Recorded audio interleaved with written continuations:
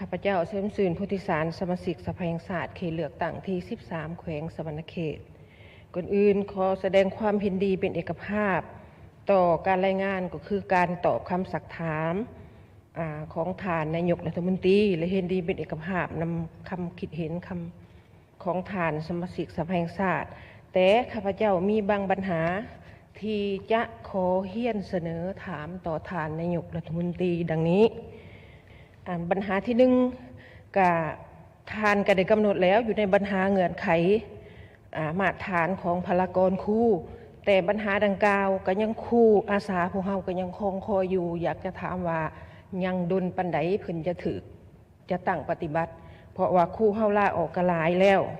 อันที่สองเคียงคู่กับการแก้ไขตัวเลขพลากรทานมีวิธีอื่นอีกบ่เพื่อจะช่วยให้ครูอาสาเฮาได้เข้าหับใส่ศาสตร์หับใส่สังคมตามที่ตัวเลขต้องการอยู่ 6,812 คนขอบใจท่านอันที่5เนาะมันของสวรรณเขตเกี่ยวกับนิติกรรมเนาะพลากรคู่นี้อันนี้ข้าพเจ้าจะกวดกล้าจะหับเอาเนาะกวดกล้าเบิ่งว่าทางแขนงศึกษากับทางเบื้องภายในนี่เพิ่นได้กล้าเกี่ยมสำได้แล้วจะมีการนำใส่ขึ้นใดแต่ว่าในจุดนี้ก็เป็นทางออกหนึ่งในการตัดรายจ่ายงบประมาณของรัฐพอจะได้หันหัวหน่อยวิศการจำนวนหนึ่งนี่เนาะเพื่อนำใส่แรงขึ้นวิศการเพื่อจดทับจดจ่ายในรูปแบบพลากรนี่แหละนอกจากคู่กับมีแขนงการอื่นก็คือกันเนาะจะได้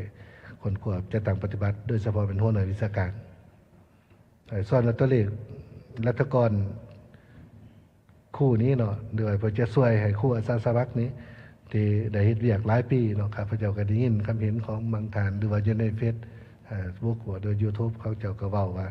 มาเป็น9 ปี10 ปีบ่ได้เป็นรัฐกรนะอันนี้ก็เราจะได้เพิ่มทางออกเป็นเพิ่มรัฐกรในคู่นี้แหละหลายขึ้นสองมากก็เป็นอาจจะยืดอายุการเข้าบำนาญเนาะของพนักงานรัฐกรคู่นี้โดยเฉพาะเป็นคู่ที่ยังสิทธิสอนได้ดีเนาะหรือว่าเคยเป็นอำนวยการบริหารถอดบำนาญแล้วก็ถือว่าบำนาญในเวียกบริหารแต่ว่าเวียกสิทธิสอนเนี่ยสามารถสืบต่อเนาะไปเป็นครูสิทธิสอนได้นะแล้วก็อุดหนุนตามตำแหน่งเก่าเนาะที่เพิ่นได้รับพันยืดอายุการเข้าบำนาญของเพิ่นต่อไปเติมนะโดยรวมเลยครูสอนเนี่ยอายุสูงแห่งสะสมบทเรียนพฤติกรรมสอนเก่งเนาะเห็นบอกศาสตราจารย์ต่างๆกันไปเจอ65-70 ปีไปได้ไปปาฐกถาไปสัมมนาต่างๆอันนี้เขาจะได้เบิ่งในนั้นเติมส่วน